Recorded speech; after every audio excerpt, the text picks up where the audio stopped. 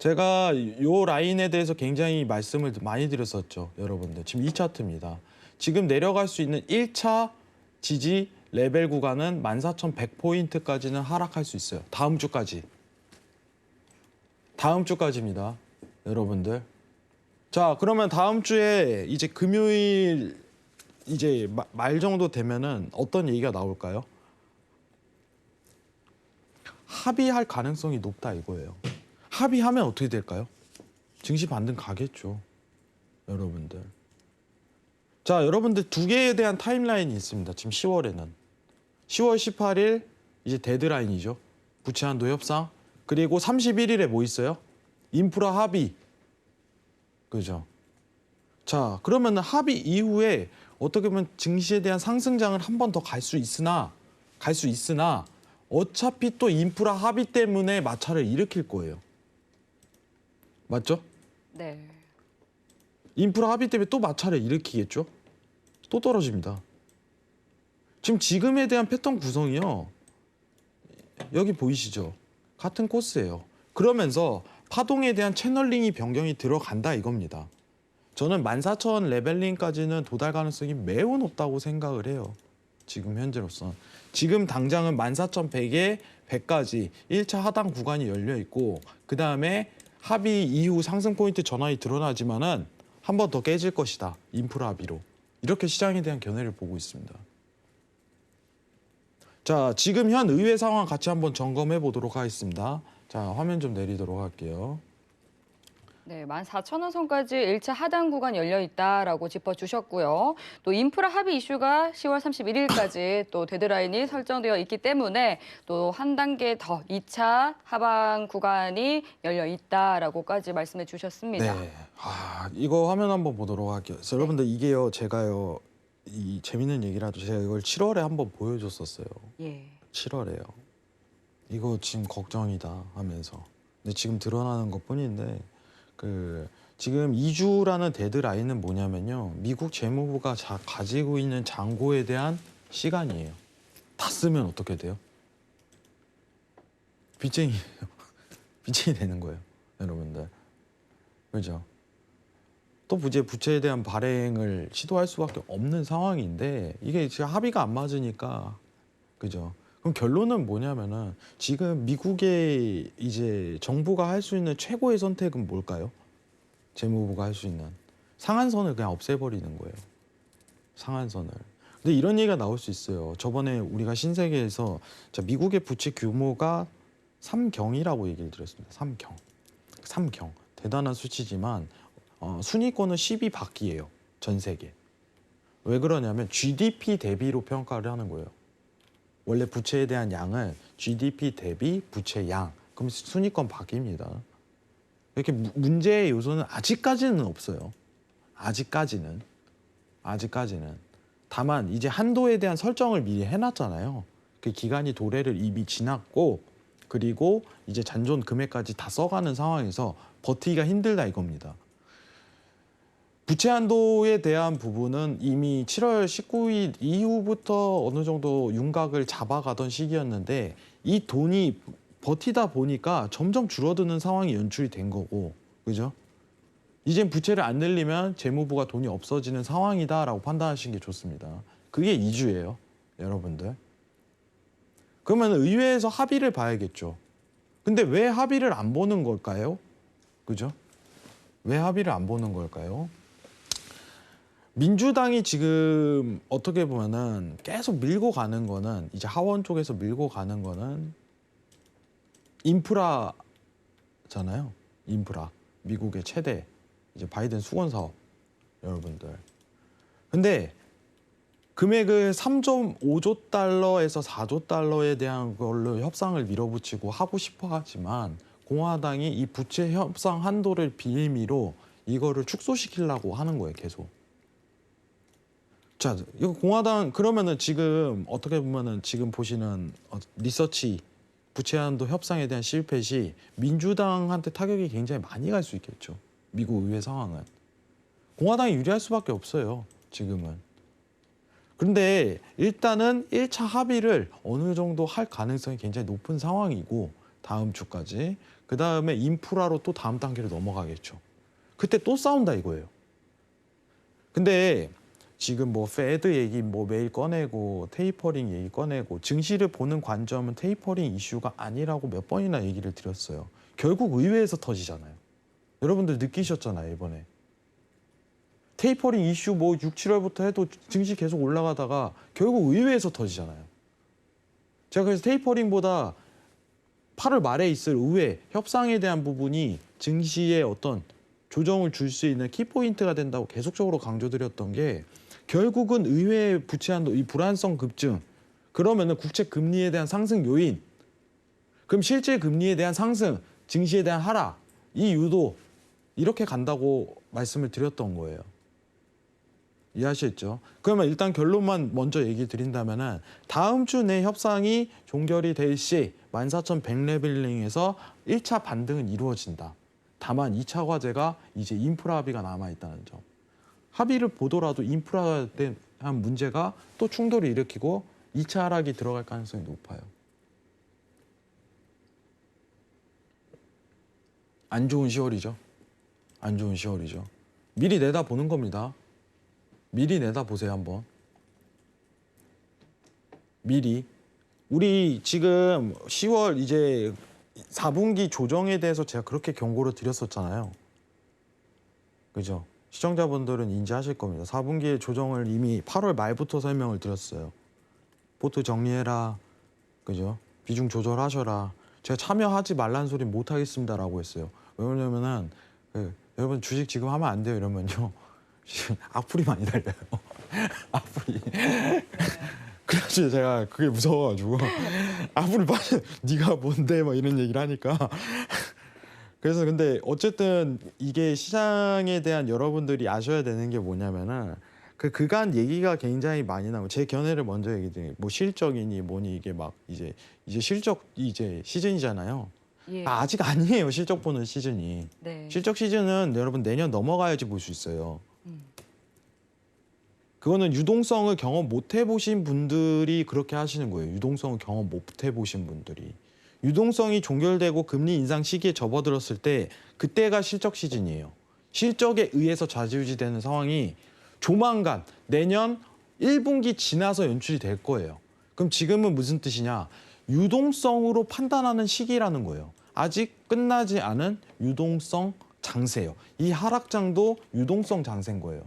왜냐? 실질금리가 상승하면 유동이 빠지는 시기이기 때문에 아직 유동화 장세라는 겁니다. 그래서 돈이 풀어서 들어간 시장에 대한 돈이 빠져나오기 때문에 하락하는 거예요.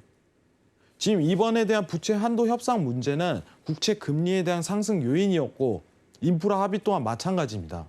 시장에 대한 가장 좋은 시나리오는 뭐냐면 발빠른 합의와 더불어서 적은 인프라 합의예요. 1조 정도. 1조 내외에 대한 합의만 이루어질 시 뭐가 좋아요? 국채 발행을 안 해도 되잖아요. 그럼 국채 금리 급등에 대한 요인도 발생하지 않을 뿐더러 가장 좋은 시나리오로 이제 매크로 환경이 조성이 돼요.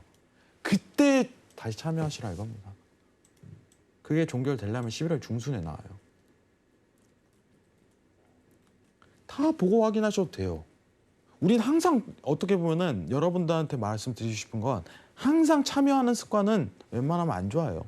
항상 참여하는 습관은. 시장을 전체 바라보고 지금 시장이 참여를 해도 좋은 장인지 내가 확률적으로 어떻게 보면은 뭐 종목 섹터마다 다 다르겠죠. 근데 여러분들 오늘 비중이 몇일까요? 코스피 상승 종목, 하락 종목 비중, 코스닥 상승 하락 종목. 2대 8이에요, 2대 8.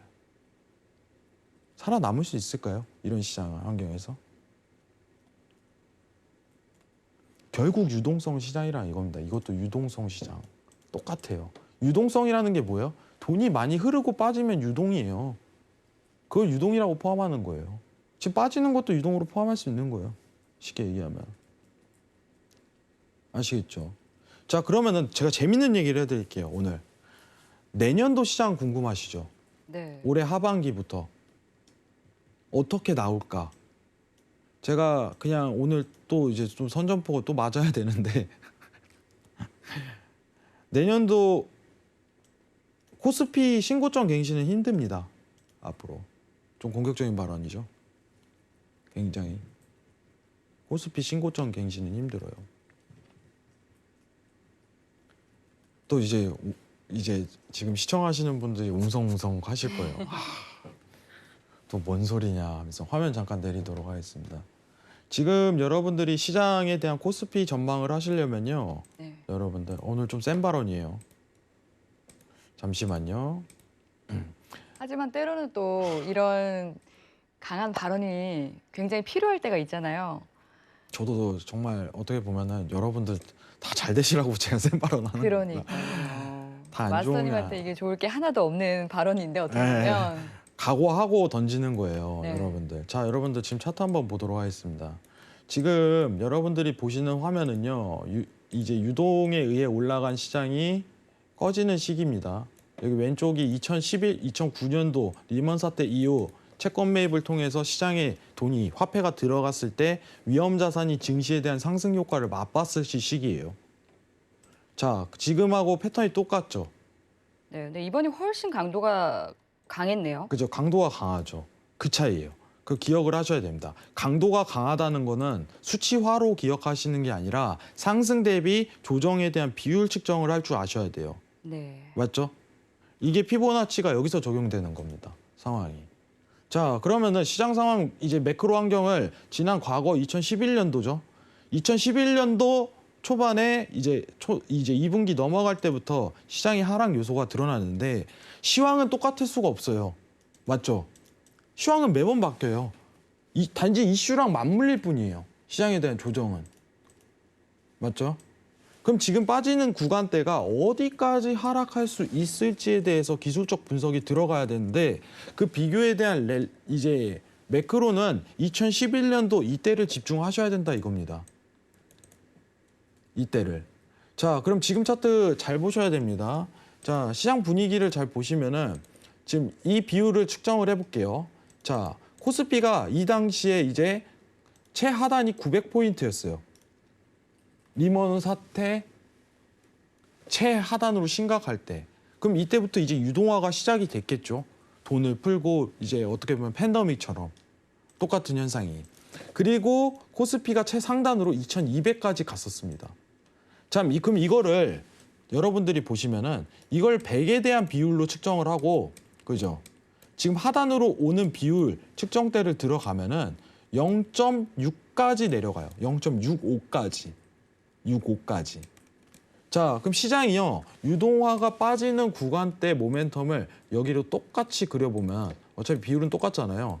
지금 빠질 수 있는 구간에 대한 모멘텀은 여러분들 최하단으로 봤을 때 2550입니다. 열려있죠? 2550이에요.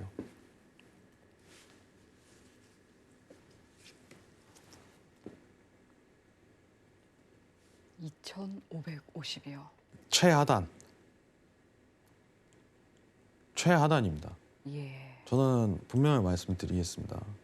2550까지 널리지가 알려있어요. 급격하게 빠졌죠, 이때도. 여러분 이때 경험해 보신 분들은 아실 거예요. 급격하게 빠졌어요. 이게 지금 주봉입니다. 여러분들 며칠 만에 빠졌을까요? 이때 한번 보죠. 2011년도 10월에 7월에 2주네요. 2주 만에 이렇게 빠졌네요.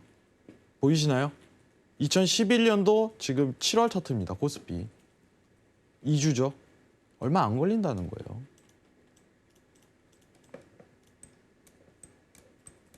지금 차트 볼까요?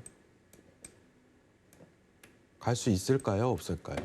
시장은 예측을 어떻게 하냐에 따라 다른 거지만 2600까지는 떨어질 구간 모멘텀이 충분히 발생합니다. 근데 제가요, 이제 9월 이제 지난달 말이었죠? 지난달 말부터 시장 참여에 대한 시즌을요, 11월 중순부터 보셔라 라고 얘기를 했어요. 왜 그럴까?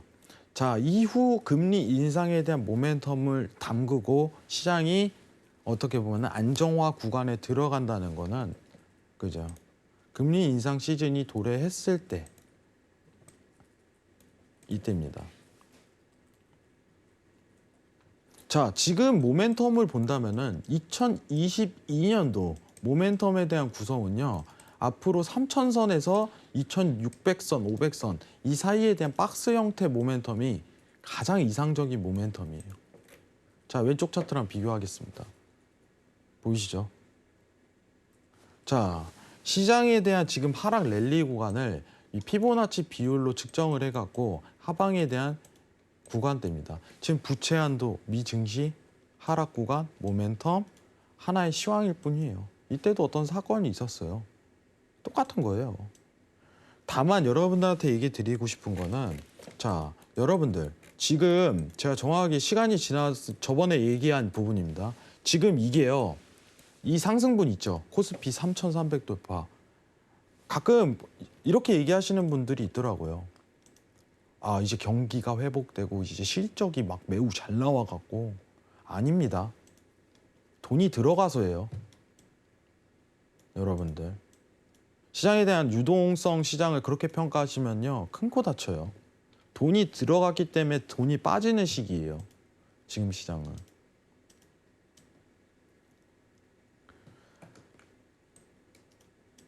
기억하세요. 이 차트.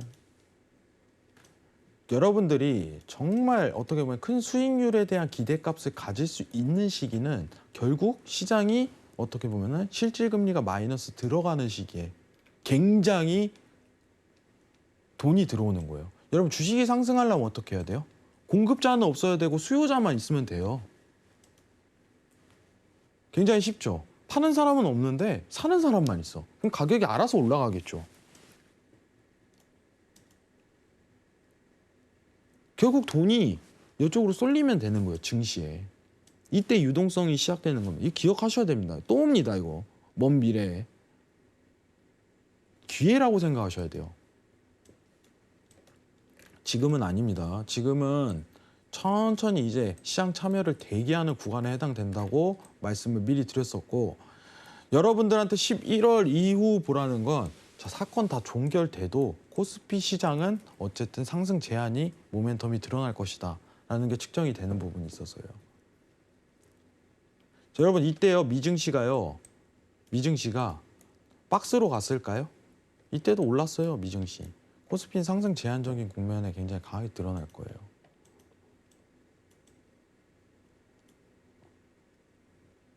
부채 한도, 인프라 합의는 어차피 지나갈 시황입니다. 올해 지나가잖아요. 그러면 생각도 안 날 거예요. 더 이상. 다만 이제 미 의회에 대한 합의 부분, 이제 어떤 불안성, 이거는 단순 이슈거리예요. 시장의 조정을 이끄는 실제 국채 금리가 올라가기 때문에. 자, 시장이 불안하면 어떻게 될까요? 여러분들? 이제 미국이 불안해요. 미국이 여러분들. 그러면 미국 국채를 가진 사람들이 이제 매도자가 많아져요. 가격이 더 떨어지는데, 그죠? 떨어질 게 예상이 되는데 불안 때문에. 그럼 제가 미국 국채를 한 10억 정도 가지고 있다 가정을 해볼게요. 미국이 지금 디폴트 위기가 있다고? 지금 좀 위험하다. 나 이거 지금 국채 팔란다. 여러분도 그러겠죠. 더 떨어질 것 같으면 팔잖아요. 주식이랑 똑같아요. 미국 국채이기 때문에 채무자가 누구예요? 미국이잖아. 빨리 내가 팔아야지. 그럼 국채 금리가 오르죠. 지금 그 시즌인 겁니다. 국채 금리가 지금 오늘 이제 1.5%에서 더 이상 내려가진 않죠. 또 반등이 또 들어가는 구간인데 지금 이 상황에서는 시장이 더 추가적인 하락이 야기될 수 있는 건 국채 금리가 올라간다는 건 결국 실질 금리 상승이고 마이너스 금리에서 점점 회복 단계 들어가면 증시 자연스럽게 위험 자산에서 돈이 빠져나오는 거예요. 자, 근데 회장님 위험 자산이 빠져나오면은 안전 자산으로 돈이 가는 게 아닌가요? 이런 얘기 할 수 있죠. 근데 골드는 왜 떨어져요? 내일 대답 드릴게요. 궁금증 내일 해줘도 그거 진짜 그 위험한 발상이에요. 돈이 왜 여기로 바로 간다고 생각을 하세요? 그 위험한 발상입니다. 여러분들. 그 위험한 발상이에요. 자, 결국 어떻게 보면 오늘 이제 시장에 대한 전망, 나스닥이 어디까지 하락할 수 있을지 1차 하락권은 14,100 구간. 자, 코스피는 어디? 2,600까지는 모멘텀이 열려 있습니다. 충분히. 오늘 내용을 보시고 실망스러운 분들이 많으실 거예요. 안 좋다는 얘기를 더 하니까, 더 떨어진다는 얘기를 하니까. 그죠? 근데 이미 저희 신세계에서는 미리 경고를 한 달 전부터 계속적으로 드렸습니다. 지금 결과가 계속 드러나는 것뿐이에요. 이런 얘기가 올라왔어요. 왜 그때 포트를 조정하라고 하는지 모르겠다라는 글이 계속 올라왔었어요. 이제 알겠대요. 이제. 왜냐하면 이 장을 이해를 해야 돼요. 이 장을. 보시는 장 있죠, 여러분들. 이때 이 장을 이해를 해야 됩니다. 뭐 반도체가 어떻고 지금 뭐 이제 경기 회복세, GDP가 뭐 회복량이고, 증시는 그렇게 보면 안 됩니다. 지금 상황에서. 이거는 금리 인상 시즌 돌입했을 때 그때 들어가는 거예요. 아시겠죠? 시장에 보는 견해를 좀 넓히시길 바랍니다. 자, 오늘 코스피, 나스닥 정리 들어왔어요. 여러분들. 내일 달러, 이제 논팜 있죠? 금요일날 우리 비농업 고용지수 발표 있고 미국에서, 그리고 유가, 그리고 골드에 대한 4분기 시장 예측을 한번 들어가 보도록 하겠습니다. 자, 이상입니다.